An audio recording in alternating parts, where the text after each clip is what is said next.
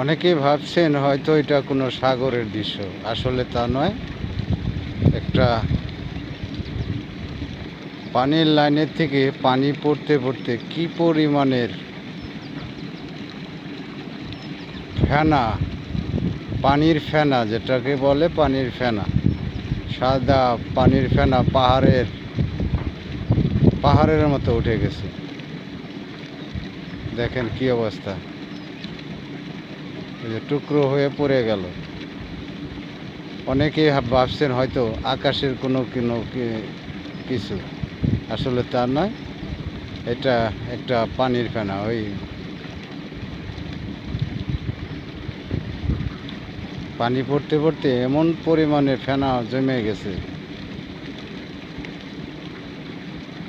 মনে হবে যে সাগরের কোনো নোনা পানির ফেনা জমে আছে।